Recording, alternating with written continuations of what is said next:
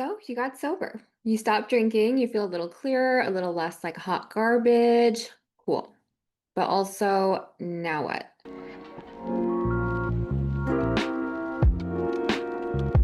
Like, is this it? We gave up our favorite IPAs, our favorite whiskeys, our favorite coping mechanisms, and expected the clouds to part and God to just hand us a better life, like a DoorDash order, right? But instead, here we are, sober, but still low-key confused, still anxious, and maybe kind of pissed that things aren't magically perfect. And so let's talk about that. When we get sober, especially early on, our egos go, okay, great, I've removed the problem. Let's start fixing everything now. But the truth is that alcohol wasn't the problem. It was a symptom, it was a strategy, and it was a really bad one. But still, it was our go-to escape plan from pain. And now that it's gone, we're left face to face with all the stuff that we were running from, and we can't white knuckle our way through that. Spoiler alert, God does not play by our hustle culture rules. It's kind of like, you know, that awkward feeling when you've been at a party too long, or you're at the club or a bar, and it's past last call, and suddenly the music cuts out and the bright lights come on, and you're just kind of like left there awkwardly staring at these people, like, oh, this is what you look like. Well, that's sobriety. It's all the stuff we drink to forget because it's still there. But now it's asking, hey, can we talk? And it probably wants to go home with you. But mystical sobriety says, yeah, we can talk. But first, I'm going to breathe.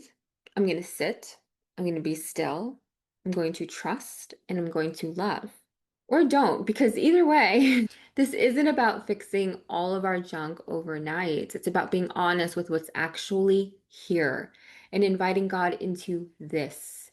It's not just showing up as this filtered version that we show up as in meetings or with family or at work, just in an effort to prove to everyone that we're doing okay. And look, you don't need to believe in some white bearded sky daddy to get free.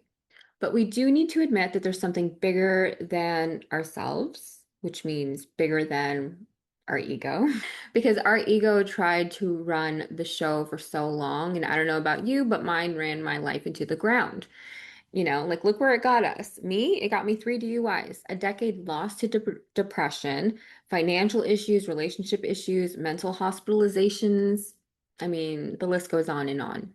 And so maybe God is just a sneeze, the breath that got you through a panic attack, or, you know, that moment when a friend just like sat with you a little bit longer, even though you kept insisting that you were fine. Or maybe it's that whisper in your gut that just says, don't give up. I can assure you that we don't need perfect theology for mystical sobriety. We just need a little humility and a crack in the wall for the light to get through. James Finley, one of my spiritual dad crushes, says, you can't swim forever, but you can float. Mystical sobriety isn't about grinding our way to enlightenment or putting all our effort to swim against the currents. It's about surrender, and not in a weak way, it's in a wise way, in a peaceful way. So, where do you need to stop paddling? What would it feel like to just be held? And I can assure you, we're not supposed to do this perfectly. I can assure you, nobody has done this perfectly, but we're supposed to do it honestly. So, yes, you got sober. That's brave. That's huge. But don't stop there. Mystical sobriety is about learning to be fully alive and present in our own lives. It's where spirituality meets street level healing. And yes, it's messy, it's mystical, and it's way more satisfying than just counting your days. This is just the start of our mystical sobriety journey together on this channel. And if this hits you somewhere deep, if it's resonating with you, please do like and subscribe and drop a comment with what exactly is resonating with you. I really appreciate you being along on this journey with me. And just remember, you're not alone, you're not too late, you're just beginning.